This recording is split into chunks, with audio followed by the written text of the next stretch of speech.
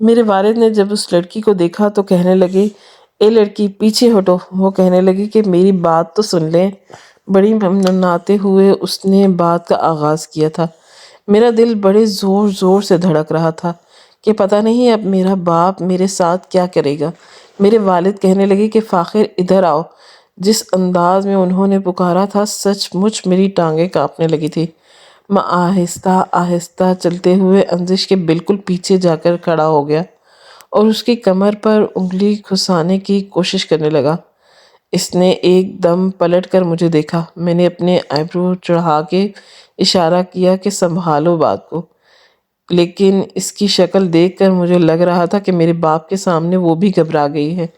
میرے والد کہنے لگے کہ لڑکی کے پیچھے کیا چھپے ہو؟ ادھر آؤ، بتاؤ مجھے یہ کون ہے؟ میں نے کہا کہ وہ ابا یہ۔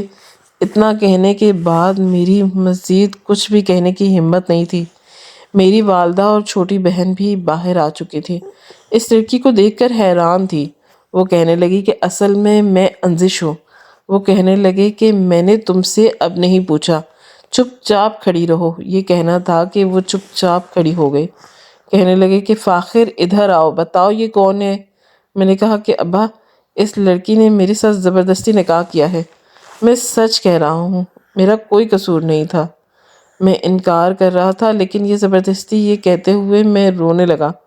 وہ مجھے روتا ہوا دیکھ کر بڑی حیران ہوئی تھی۔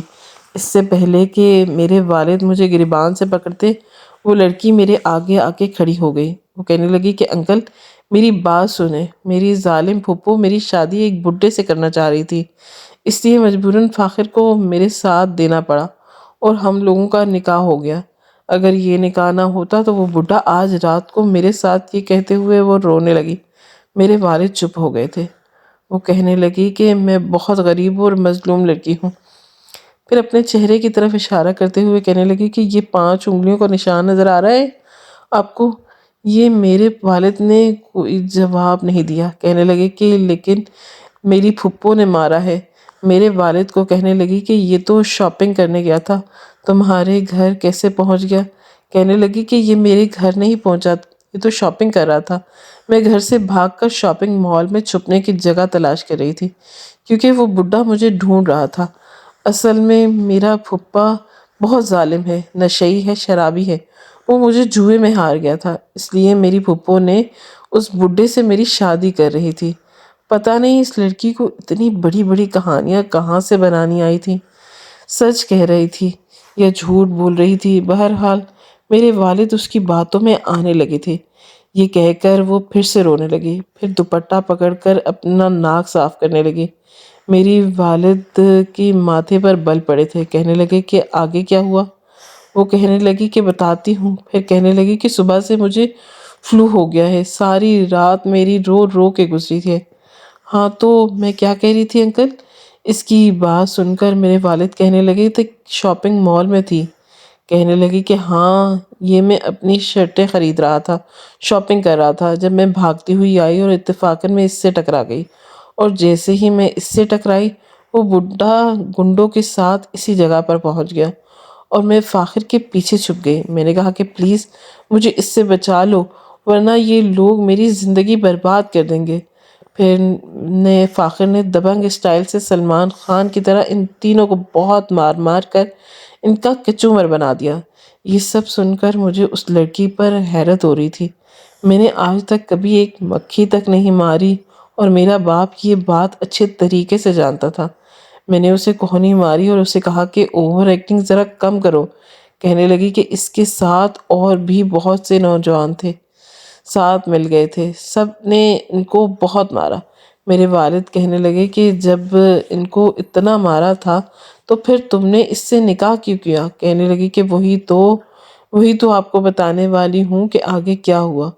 میرے والد کہنے لگے کہ ہاں کیا ہوا؟ وہ کہنے لگی کہ میں نے فاخر سے کہا کہ مجھے گھر تک چھوڑ دے، لیکن آپ کو نہیں پتا میری پھپھو کتنی ظالم ہے۔ جیسے ہی فاخر نے مجھے گھر چھوڑا میری پھپھو نے فاخر سے کہا کہ جس بڈھے کو تم نے مار کر آئے ہو جیسے ہی وہ ٹھیک ہوگا میں اس سے اس کی شادی کروا دوں گی۔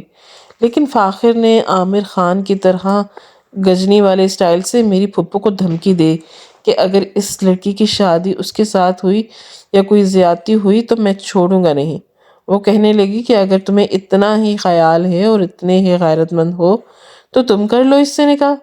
کہنے لگی کہ پھر میں نے جوہی چاولہ کی طرح سر جھکا لیا اور یوں ہم دونوں کا نکاح ہو گیا۔ یہ کہتے ہی اس نے دوپٹے سے آنکھیں رگڑنی شروع کر دی۔ میرے والد کو بہت غصہ آیا۔ وہ کہنے لگے کہ میں جانتا ہوں یہ کمینہ اس قابل نہیں ہے کہ 4 لوگوں کے سامنے ایک لڑکی کے ساتھ یوں نکاح کر سکے۔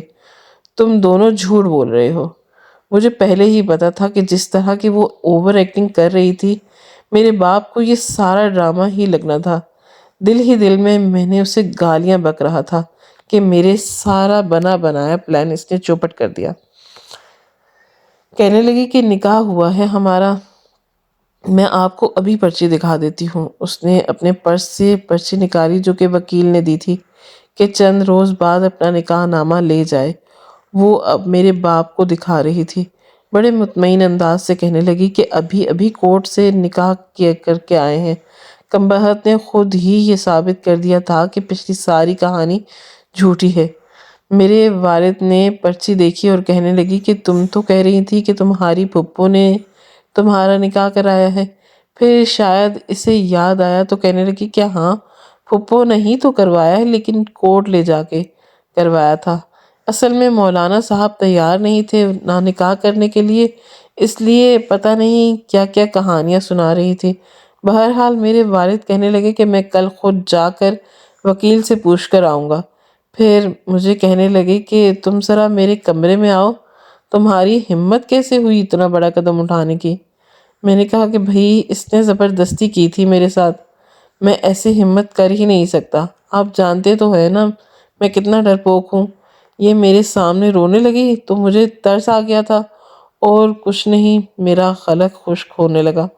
ابھی 4 دن پہلے تو میں نے اچھی خاصی مار کھائی تھی اور مزید مار کھانے کی مجھ میں ہمت نہیں تھی۔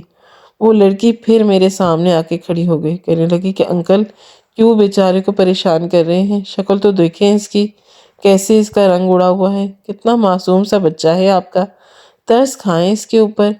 اب تو جو ہونا تھا وہ ہو گیا، دیکھیں میں خود آپ کے ساتھ وکیل کے پاس جاؤں گی، آپ کی پوری تسلی کرواؤں گی کہ ہمارا نکاح پورے جائز طریقے سے اور پاکستانی قانون کے تحت ہوا ہے۔ اب آپ فاخر کو بیچ میں مت لائیں، نہ بیچارے کا رنگ دیکھے کتنا پیلا پڑ گیا ہے۔ بہرحال میرے والد غصے سے اپنے کمرے میں جا چکے تھے۔ پھر میری بہن اور میری والدہ آ گئیں، کہنے لگی کہ فاخر یہ کیا چکر ہے، کون ہے یہ لڑکی؟ میں نے کہا کہ بیوی ہے میری، اور کون ہے؟ میری والدہ کہنے لگی کہ نہیں، میں تمہیں اچھے طریقے سے جانتی ہوں، تم کچھ بھی کر سکتے ہو لیکن نکاح نہیں کر سکتے، بتاؤ لڑکی کون ہو تم؟ وہ کہنے لگی کہ بہو آپ کی اور کون ہوں؟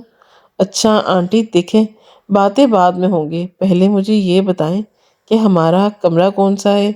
بڑے بے تکلف سے انداز سے اس نے پوچھا تھا اور میرا بڑا سا گھر بھی ٹکر ٹکر کر کے دیکھ رہی تھی، پورے لاؤنج کا جائزہ لے رہی تھی۔ میری والدہ کہنے لگی کہ ایک ڈرامے باز لڑکی، نکلو یہاں سے باہر۔ کہنے لگی کہ لو ابھی تو ثبوت دیا ہے میں نے، اور کیا بچے کی جان لیں گی کیا؟ پھر کہنے لگی کہ فاخر بتاؤ تمہارا کمرہ کون سا ہے؟ میں نے ایک کمرے کی طرف اشارہ کیا، وہ بڑے آرام سے کمرے میں جا کر دروازہ بند کر چکی تھی۔ میری والدہ کہنے لگی کہ یہ کیا ہے؟ میں نے کہا کہ جو کچھ ہوا نا آنن فانن ہوا۔ میری والدہ کہنے لگی کہ مجھے تو یہ لڑکی ٹھیک نہیں لگ رہی، اس نے زبردستی تم سے جان بوجھ کر نکاح کیا ہے۔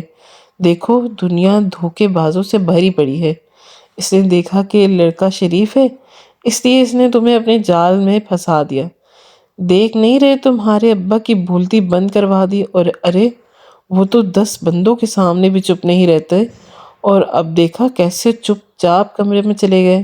میں نے کہا کہ امی ایسی نہیں ہے، اس کی پھپھو بہت ظالم ہے، میں پہچانتا ہوں۔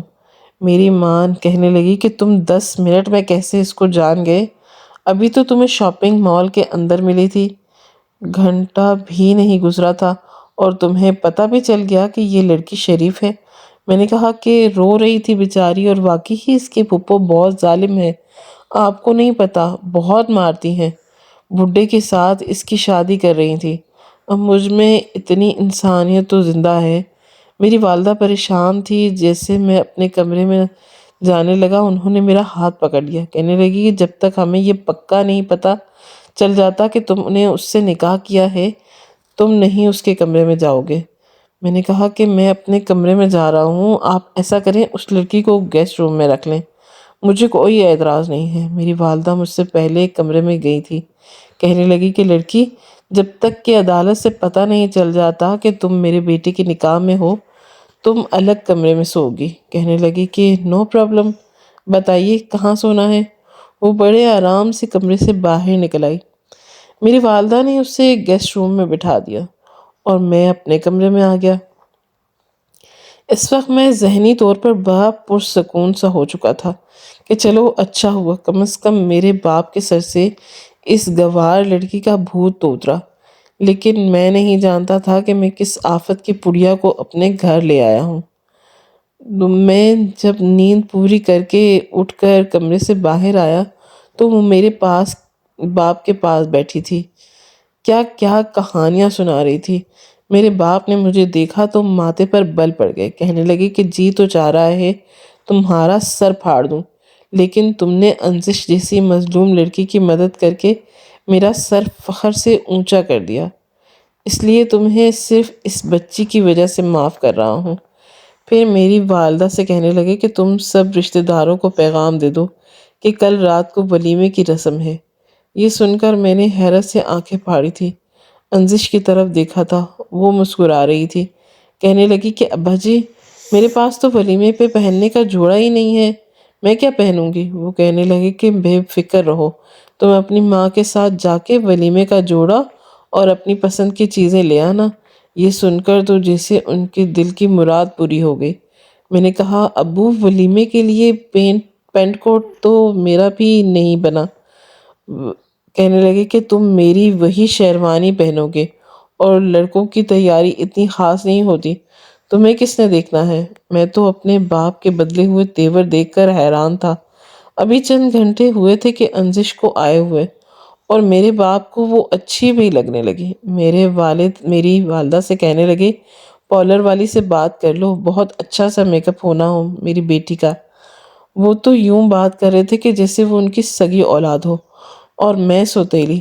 البتہ میرے ماں کا منہ ضرور بنا ہوا تھا، بار بار مجھے غصے سے دیکھے جا رہی تھی اور انزش میرے والد سے باتیں کیے جا رہی تھی۔ بہرحال رات کا کھانا کھانے کے بعد میں اپنے کمرے میں آ گیا اور اگلے روز تو ایسی افراتفری تھی کہ دن کا پتہ ہی نہیں چلا کہ کہاں گیا۔ البتہ رات کو میں اپنے باپ کی اسی پرانی شیروانی میں ملبوس تھا اور وہ نواب زادی گرے اور سلور کلر کے فینسی میکسی میں کوئی ہیروئن لگ رہی تھی، مسکرا کر سب سے مل رہی تھی۔ یہاں تک تو سب کچھ ٹھیک تھا، لیکن میں تو یہ بھی بھول گیا تھا کہ آج اس نے میرے کمرے میں جلوہ افروز بھی ہونا ہے، اور یہ بات ایک مرد کے لیے کافی مشکلات کا سبب بن جاتی ہے۔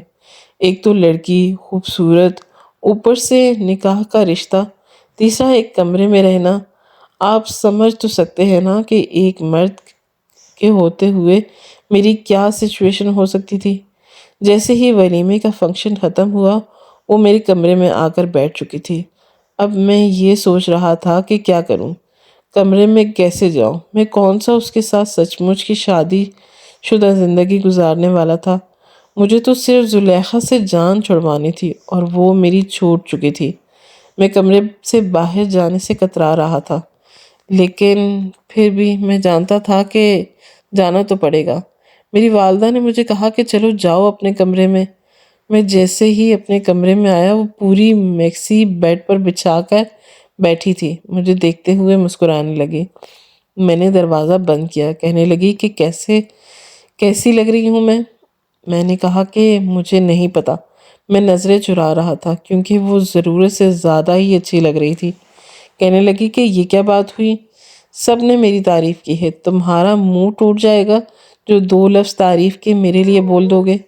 میں نے کہا کہ دیکھو میں تمہارا سچ مچ کا شوہر نہیں ہوں، اس لیے بیوی والی حرکتیں میرے ساتھ مت کرنا۔ یہ کہہ کر میں نے تکیہ اٹھایا اور صوفے پر جا کر لیٹ گیا۔ کہنے لگی کہ اچھا ادھر آؤ بیٹھو ذرا، مجھے تم سے کچھ بات کرنی ہے۔ میں نے کہا کہ کیا بات کرنی ہے؟ کہنے لگی کہ وہ تم نے صرف 20,000 ہی دیا تھا اور میں نے اپنی پڑوسن فریحہ سے پورے 50,000 کا قرض لیا ہوا تھا، اور اب وہ میری جان کھا رہی ہے، فون پہ فون کیے جا رہی ہے، کہہ رہی ہے کہ پیسے واپس کرو، تمہاری شادی ہو گئی ہے، اپنے شوہر سے لے کر دو۔ میں نے کہا کہ کیا مطلب ہے تمہارے قرض اتارنے کا میں نے ٹھیکہ لے کے رکھا ہے؟ کہنے لگی کہ شاید تم کچھ بھول رہے ہو، تمہاری مدد میں نے کیوں کی تھی، ذرا یاد کرو۔ میں نے کہا کہ تم میری مدد اپنے مفاد کے لیے کی تھی، تاکہ تمہاری بڈھے سے جان چھوٹ جائے، جس سے تمہاری پھپھو تمہاری زبردستی نکاح کرنے والی تھی۔ کہنے لگی کہ جی نہیں، میں اس بڈھے کے ساتھ بھی گزارا کر سکتی تھی، مجھے صرف پیسہ چاہیے، شرافت سے میرے 15 لاکھ میں سے 30,000 روپے دو، میں نے اس فریحہ کی بچی کو دینے ہیں، اس کا منہ بند کروں۔ میں نے کہا تم نے محلے میں کس کو چھوڑا ہے جس سے قرض نہ لیا ہو؟ کہنے لگی کہ جب ماں باپ سر پر نہ ہو اور غربت پلے پڑ جائے تو پھر ہم جیسے مجبور یتیم بے بس لڑکیوں کو قرضے لینے پڑتے ہیں۔ بہرحال میں اس وقت بحث کے موڈ میں نہیں تھا۔ لاؤ میرا 30,000 روپیہ دو اور ایک ڈائری میں لکھتے جاؤ کہ تم میرے کتنے کتنے پیسے دیتے رہے ہو، اور ہاں باقی کے پیسے کب دو گے؟ میری جیب میں 1 ٹکا بھی نہیں تھا۔ میں نے کہا کہ ہاں دے دوں گا، کچھ دن بعد دوں گا۔ کہنے لگی کہ کیا مطلب؟ وہ میری جان کھا رہی ہے۔ اچھا تمہارے اکاؤنٹ میں جو پیسہ ہے تم ایسا کرو اس کے اکاؤنٹ میں ٹرانسفر کر دو، میں تمہیں بینک کا نمبر دے دیتی ہوں۔ میں نے کہا کہ دیکھو ابھی میں کافی تھک چکا ہوں، صبح بات کریں گے۔ میں نے اس سے ٹالنا چاہا لیکن وہ انزش ہی کیا جو ٹل جائے۔ جیسے ہی میں صوفے پر لیٹا وہ اپنی میکسی سمیٹ کر میرے سر پر کھڑی ہو گئی۔ کہنے لگی کہ زیادہ بے ایمانی مت کرو میرے ساتھ، جو تم نظریں بدل رہے ہو نا، میرا دل زور زور سے دھڑک رہا ہے، مجھے لگ رہا ہے کہ دال میں کچھ کالا ہے۔ تم نے میرے ساتھ دھوکے بازی کی، بڑی چالاک اور سمجھدار، بلکہ سمجھدار نہیں شاطر قسم کی لڑکی تھی۔ میں اٹھ کر بیٹھ گیا، میں نے کھسیا کر اپنا سر کھجایا۔ میں نے کہا تھا کہ میرے پاس بیٹھو، میں تمہیں سمجھاتا ہوں کہ آخر مسئلہ کیا ہے۔ میں نے سوچا فاخر میاں جھوٹ بولنے سے کوئی فائدہ نہیں، بہتر ہے کہ سچ بول دو۔ اب میرا کیا ہی بگاڑ دے گی؟ زلیخا سے تو میری جان ویسے بھی چھوٹ گئی، وہ میرے برابر میں بیٹھ گئی، کہنے لگی کہ ہاں بولو۔ میں نے کہا کہ دیکھو میرا بینک میں کوئی اکاؤنٹ نہیں ہے۔ یہ بات سن کر اس نے مجھے آنکھیں پھاڑے کسی خونخوار بلی کی طرح دیکھا تھا۔ کہنے لگی کہ تمہارا مطلب ہے تم میری طرح کنگلے ہو؟ میں نے کہا کہ یس بالکل، میری جیب میں 1 پائی بھی نہیں ہے، ابا مجھے خرچ دیتے ہیں تو میں یونیورسٹی میں کچھ کھا لیتا ہوں۔ کہنے لگی کہ پھر تم نے جھوٹ کیوں بولا؟ یہ کیوں کہا کہ تم مجھے 15 لاکھ دو گے؟ میں نے کہا کہ دیکھو میرے پاس اس وقت کوئی راستہ نہیں تھا، تمہارے علاوہ مجھے کسی کا خیال نہیں آیا، مجھے پتا تھا کہ تم لالچی لڑکی ہو، پیسوں کی خاطر کچھ بھی کر سکتی ہو، تم میرا کام بھی کر دو گی، لیکن دیکھو فائدہ تمہارا بھی ہوا ہے، تمہاری شادی بڈھے سے ہونے سے رہ گئی۔ کہنے لگی کہ بھاڑ میں جاؤ تم، میری شادی کسی بڈھے سے نہیں ہو رہی تھی بلکہ پھپھو کے بیٹے سے ہو رہی تھی، وہ تم سے زیادہ ہینڈسم اور سمارٹ تھا، وہ سب سے بڑی بات خود کفیل تھا، اپنی ضرورتوں کے لیے اپنے ابا کے سامنے ہاتھ نہیں پھیلاتا تھا، نہ ہی اپنے ماں کے سامنے۔ میں نے تو اس سے بھی ٹھیک ٹھاک قرضہ لیا ہوا تھا، اب شادی نہیں کی تو ظاہر ہے وہ بھی پیسے مانگے گا۔ مجھے تو لگا تھا کہ تم گاڑی میں آتے جاتے ہو، 500 روپوں میں لنچ کے لیے دیتے ہو، نوٹوں والی اسامی ہو، لیکن تم تو کنگلے نکلے۔ اس کی بات نے مجھے حیران کیا تھا۔ میں نے کہا کہ تمہاری پھپھو تو تمہاری دشمن تھی، پھر اپنے بیٹے سے تمہاری شادی کیوں کر رہی تھی؟ کہنے لگی کہ وہ سب میں نے جھوٹ بولا تھا، پھپھو میری غلطی پر مجھے تھپڑ وغیرہ مار دیتی ہیں لیکن بری نہیں ہے۔ اس نے گہری سانس نکالی تھی۔ بس پھپھو کے بیٹے سے شادی نہیں کرنا چاہتی تھی، میری خواہش تھی کہ کسی امیر لڑکے کو پھنساؤں اور اس سے شادی کروں، لیکن ابھی تک میں اپنے اس مشن میں کامیاب نہیں ہوئی تھی کہ پھپھو کے بیٹے نے شادی کی جلدی مچا دی۔ میں نے انکار کیا تو میری پھپھو نے تھپڑ مار دیا کہ جب میرے بیٹے سے شادی نہیں کرنی تھی تو کیوں اس سے پیسے بٹور رہی تھی، اب اسی سے شادی کرو۔ اس لیے میرا جھگڑا ہو رہا تھا، میں نے کہا کہ شاباش ہے تم پر، تمہارے ساتھ جو ہوا نا اچھا ہوا، تمہارے جھوٹ کا نتیجہ یہی ہونا چاہیے تھا۔ تمہیں کیا لگتا ہے کہ جس کے پاس گاڑی ہوتی ہے، جس کی جیب میں 500 کے نوٹ ہوتے ہیں، وہ امیر ہوتے ہیں؟ نہیں، کچھ میرے جیسے بھی ہوتے ہیں جن کے ابا انہیں اس عمر میں بھی جیب خرچی دیتے ہیں۔ میری عمر میں میرے پاس کچھ نہیں ہے، جو کچھ ہے ابا کا ہے۔ کہنے لگی کہ تم نے میرے ساتھ اچھا نہیں کیا، لیکن کوئی بات نہیں، پیسے تمہارے ابا کے پاس ہے نا؟ میں نے کہا کہ ہاں تو؟ وہ کہنے لگی کہ ٹھیک ہے، ان سے نکلوا لوں گی، میرا کام ہے۔ میں نے کہا کہ کیا مطلب، تم کیسے نکلواؤ گی؟ کہنے لگی کہ جسے ولیمہ کروایا ہے، تم بے فکر رہو، میں نکلوانا جانتی ہوں۔ اپنے پورے 15 لاکھ روپے لوں گی اور یہاں سے رفو چکر ہو جاؤں گی۔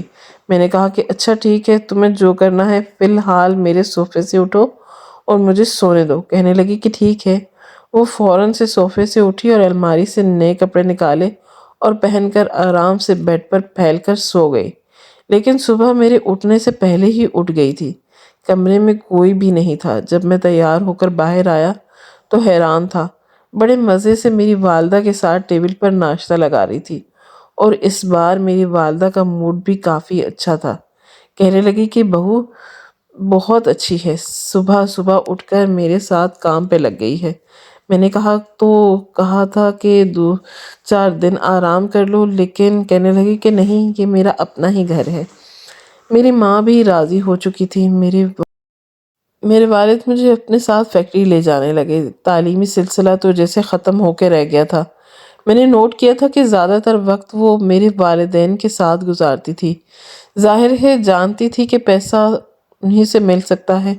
میری چھوٹی بہن کے ساتھ بھی اس کی کافی دوستی ہو چکی تھی۔ ایک بار جب میں گھر آیا تو پتہ چلا کہ انزش کی طبیعت ٹھیک نہیں ہے، اسے الٹی ہو رہی ہے۔ خیر، مجھے اس بات سے کوئی لینا دینا نہیں تھا، نہ کوئی پرواہ تھی۔ سچ پوچھیں تو پتہ بھی نہیں تھا۔ میں نے اپنی والدہ سے کہا کہ اسے ڈاکٹر بھی لے جانا تھا۔ اب میں فیکٹری سے آ کر اسے ڈاکٹر کے پاس لے جانے لگا۔ میری والدہ مسکراتی جا رہی تھی۔ کہنے لگی کہ بدھو، میں اسے ڈاکٹر پر لے کر گئی تھی۔ میں نے کہا کہ پھر؟ کہنے لگی کہ تم باپ بننے والے ہو۔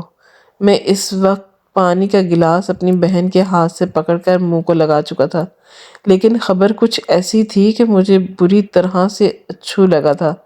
یہ کیسے ممکن تھا؟ میں تو چکرا کر رہ گیا تھا۔ میں نے کہا کہ امی، آپ کا دماغ تو ٹھیک ہے، آپ کیا کہہ رہی ہیں؟ ایسا کیسے ہو سکتا ہے؟ میری ماں نے مجھے تھپڑ لگایا۔ وہ کہنے لگی کہ کیوں نہیں ہو سکتا؟ خیر سے شادی کو 1-2 مہینے تو ہو چکے ہیں۔ میں تو سمجھ نہیں پا رہا تھا کہ میری ماں نے مجھے یہ خبر کیسے دی۔ ایسا کیسے ہو سکتا تھا؟ میں نے تو اسے کبھی غلطی سے بھی ہاتھ نہیں لگایا۔ اور بچہ، مجھے انزش پر غصہ آنے لگا کہ یقیناً اس نے اپنے کزن کے ساتھ کوئی اینٹی پینٹی کی ہوگی اور اپنا بچہ میرے گلے لگانا چاہ رہی تھی۔ میں اس سے جان چھڑوانا چاہ رہا تھا اور یہ پکی ہونے کے چکر میں ہے۔ بہرحال میں کمرے میں گیا تو وہ بیڈ پر لیٹی تھی۔ میں نے اس کے اوپر کمبل اتار کر پیچھے پھینکا۔ میں نے کہا کہ اٹھو فوراً۔ وہ مجھے کہنے لگی کہ میری طبیعت ٹھیک نہیں ہے۔ میں نے کہا کہ یہ کیا چکر ہے، یہ میں کیا سن رہا ہوں؟ وہ مجھے کہنے لگی کہ مجھے کیا پتا کیا سن کر آ رہے ہو۔ میں نے کہا کہ میری ماں کہہ رہی ہیں کہ میں باپ بننے والا ہوں۔ کہنے لگی کہ باپ تم بننے والے ہو؟ تم مجھے نہ جگاؤ، مجھے نیند آ رہی ہے، مجھے سونے دو۔ یہ کہہ کر اس نے دوبارہ سے کمبل اپنے اوپر اوڑھ لیا تو میں نے اس کی کلائی پکڑ لی۔ میں نے کہا کہ زیادہ ڈرامے مت کرو، مجھے بتاؤ یہ کیا چکر ہے، کس کا بچہ ہے یہ؟ کہنے لگی کون سا بچہ؟ میں نے کہا کہ تم پریگننٹ ہو تو ظاہر سی بات ہے کسی نہ کسی کی اولاد تو ہوگی نا تمہارے اندر، کہیں تمہارے کزن نے تو۔ میری بات یہیں تک سن کر کہ وہ مجھے کھا جانے والی نظروں سے دیکھنے لگی اور مجھے مارنے لگی۔ کہنے لگی کہ بدتمیز، تم نے مجھے ایسا سمجھ رکھا ہے؟ میں نے کہا تو اور کیسا سمجھوں، میں نے تو تمہارے ساتھ کچھ نہیں کیا، مجھے پکا پتا تھا کہ ایسا کچھ بھی نہیں ہوا۔ وہ کہنے لگی کہ کوئی بچہ نہیں ہونے والا، یہ تمہارے ابا نے کہا تھا کہ پوتی کی شکل دیکھنی ہے، مجھے سونے کا سیٹ لے کر دیں گے، تقریباً 15 لاکھ تک کا ہوگا۔ اس لیے میں نے سوچا کہ چلو آج ایک اور جھوٹ بول دیتی ہوں۔ میں تو اس کے اطمینان پر حیران تھا۔ میں نے کہا کہ تمہارا دماغ تو خراب نہیں ہو گیا؟ تمہیں کیا لگتا ہے کہ تم جھوٹی خبر پھیلاؤ گی اور بچہ آ جائے گا؟ ایسے نہیں ہوتا بچہ، بہت کچھ کرنا پڑتا ہے، تمہیں اتنا بڑا جھوٹ نہیں بولنا چاہیے تھا۔ یہ کہتے ہوئے میں بیڈ پر اس کے برابر ہی بیٹھ گیا۔ وہ مجھے بڑے غور سے دیکھنے لگی۔ میں نے کہا کہ میری شکل کیا دیکھ رہی ہو؟ دیکھو، میں تمہاری اس معاملے میں کوئی مدد نہیں کر سکتا۔ تم نے جھوٹ بولا ہے نا، تو امی ابا کے سامنے سچ بولو گی۔ میری بات سن کر کہنے لگی کہ میرے جھوٹ کو سچ تو کر سکتے ہو نا؟ اس کی بات سن کر میں نے بڑی حیرت سے اسے دیکھا۔ میں نے کہا کہ زیادہ میرے گھر کو اپنا گھر سمجھنے کی ضرورت نہیں ہے۔ میرا ایسا کوئی موڈ نہیں ہے کہ میں تمہیں سر پر بٹھا دوں۔ اس نے کندھے جھکایا اور کہنے لگی کہ ٹھیک ہے، چلو اٹھو یہاں سے، مجھے سونے دو۔ میں نے کہا کہ لیکن تم کرو گی کیا؟ کہنے لگی کہ کچھ نہیں کروں گی، کچھ مہینے تو یہی ڈرامہ چلاؤں گی اور کوشش کروں گی کہ اسی عرصے میں تمہارے ابا میرے 15 لاکھ کا سونے کا سیٹ دے دے۔ جیسے ہی سونے کا سیٹ مجھے ملے گا، میری رقم پوری ہوگی، میں تمہیں چھوڑ کر چلی جاؤں گی، پھر تم جانو اور تمہارا باپ جانے۔ میں نے کہا کہ اے لڑکی، ایسی کوئی کہانی نہیں ہونے والی، تم مجھے پھنسا کر نہیں جا سکتی، میرا باپ تو مجھے چھوڑے گا نہیں۔ کہنے لگی کہ جب تم میری کوئی مدد نہیں کر سکتے تو پھر میں تمہاری مدد کیوں کروں؟ میں نے کہا کہ دیکھو، میں تمہارے ساتھ صرف کانٹریکٹ میرج پہ تھا۔ کہنے لگی کہ یہ کانٹریکٹ کیا ہوتا ہے؟ نکاح ہوتا ہے، کانٹریکٹ کا کوئی بھی تصور ہمارے دین اسلام میں نہیں ہے۔ میں نے کہا کہ مجھے دیکھ کے اپنی نیت خراب مت کرو۔ وہ کہنے لگی کہ اتنے بھی تم خوبصورت نہیں ہو کہ تمہیں دیکھ کر میں نیت خراب کروں۔ میری تو تمہارے ابا کو دیکھ کے میری نیند خراب ہو گئی ہے۔ اس کی بات سن کر میں نے اسے حیرت سے دیکھا۔ میں نے کہا کہ تمہارا دماغ خراب تو نہیں ہو گیا؟ میرا باپ تمہارے باپ کی عمر کا ہے، اور جو رشتہ میرا تمہارے ساتھ کافی ہے، اس حساب سے میرا باپ تمہارے باپ ہی لگتا ہے۔ کہنے لگی تو تم کیا سوچ رہے ہو؟ میں نے کہا کہ جو تم چاہتی ہو وہ نہیں ہو سکتا۔ پیسے کے لیے کیا تم کچھ بھی کر لو گی؟ میں نے ایک تھپڑ میرے کندھے پر مارا اور کہنے لگی کہ پاگل، وہ تم جو سوچ رہے ہو وہ میں نہیں سوچتی۔ میں نے کہا تو پھر کیا؟ وہ کہنے لگی کہ تمہارے ابا بہت اچھے ہیں، تمہاری امی بھی بہت اچھی ہیں، میرا دل ہی نہیں چاہ رہا کہ میں انہیں چھوڑ کر جاؤں۔ ساری زندگی میں ماں باپ کی محبت کے لیے ترستی رہی ہوں۔ تمہیں پتہ ہے، جب سے انہیں یہ پتہ چلا ہے کہ میں پریگننٹ ہوں، انہوں نے 2 بکروں کا صدقہ دیا، میرے سر سے کیسے پیسے باہر کر ملازمین کو دیے۔ یہ ٹوکری دیکھ رہے ہو؟ تمہاری ماں نے پھل بھر کر میرے لیے رکھوائی ہے تاکہ میں کھاؤں۔ وہ میرا بہت خیال کر رہی ہیں، مجھے کام بھی نہیں کرنے دیا۔ مجھے چھینک بھی آتی ہے تو بڑی فکر مندی سے میرے فکر کرتی ہیں۔ مجھے کبھی بھی ڈاکٹر پہ لے جاتے ہیں تو تم کتنے خوش نصیب ہو، تمہارے ماں باپ کتنے اچھے ہیں۔ میں نے کبھی بھی اپنے ماں باپ کی محبت نہیں دیکھی، بس ایک پھپھو تھی جس نے بس مجھے بوجھ کی طرح رکھا تھا کہ اس کے بھائی کی اولاد ہوں، کبھی سینے سے نہیں لگایا۔ بیمار پڑی رہتی تھی کئی دن بخار میں، اور میری پھپھو مجھے پوچھتی تک نہیں تھی، بس اپنے بیٹے کے پیچھے پیچھے رہتی تھی، اس کا ہی یہی خیال رکھتی تھی۔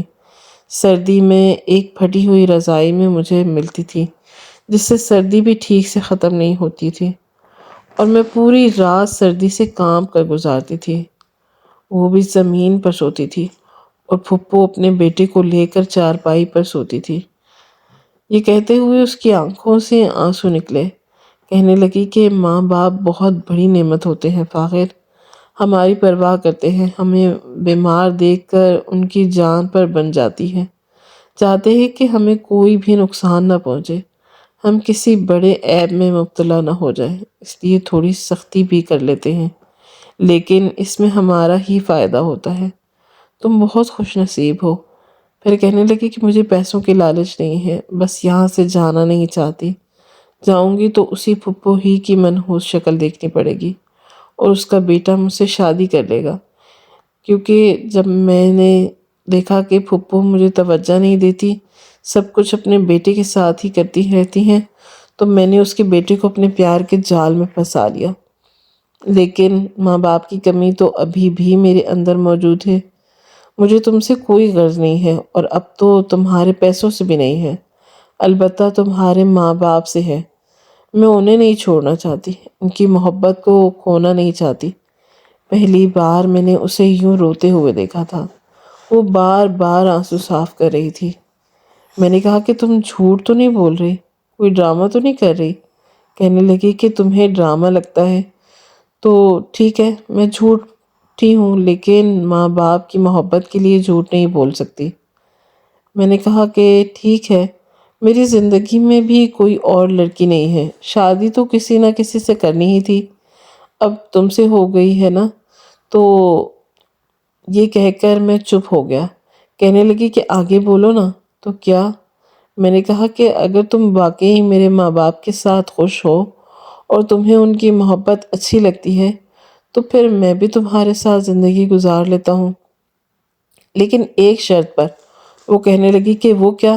میں نے کہا کہ ابا سے تم جتنے بھی پیسے بٹورو گی وہ ہم آدھے آدھے کریں گے، کیونکہ مجھے پتا ہے میرا باپ مجھے کچھ نہیں دینے والا۔ وہ ہنسنے لگی، کہنے لگی کہ ٹھیک ہے، مجھے منظور ہے، لیکن میں نہیں جانتا تھا کہ وہ اتنی جھوٹی ہوگی۔ بہرحال میں نے اسے مکمل طور پر اپنا لیا تھا، لیکن میرے باپ سے ملنے والے پیسے بڑے حق سے اپنے پاس ہی رکھتی تھی۔ لیکن میرے والد نے اپنی فیکٹری اور سب کچھ میرے حوالے کر چکے تھے۔ کہتے تھے کہ اب میں گھر میں بیٹھوں گا، آرام کروں گا اور اپنے پوتے پوتیوں کے ساتھ کھیلوں گا، کام تم کرو گے۔ میرا اکاؤنٹ بھی کھل چکا تھا اور بچے بھی ہو چکے تھے، لیکن اب بھی انزش کی وہی عادت تھی۔ میرے ماں باپ کے پاس بیٹھی رہتی تھی، ان سے گھنٹوں باتیں کرتی رہتی تھی، اور میں بار بار اس کے سامنے کھڑا رہتا کہ خدا کے لیے تھوڑا وقت مجھے بھی دے دو۔ جب کمرے میں آتی تو میں اس سے لڑنے لگ جاتا۔ کہنے لگی عجیب انسان ہو، لوگ ترستے ہیں کہ ہماری بیویاں ہمارے ماں باپ کے ساتھ بیٹھ کر باتیں کریں، وقت دیں، اور تم ہو۔ میں نے کہا کہ لیکن یہ تو نہیں چاہتے اتنا کہ سارا وقت انہی کو دو، تمہیں میرا بھی تو خیال ہونا چاہیے۔ میں نے دونوں بازو اس کے کندھے پر رکھ کر اسے اپنے قریب کیا تھا، اور وہ واقعی بہت اچھی لڑکی تھی، صرف ماں باپ کی محبت کو ترسی ہوئی تھی۔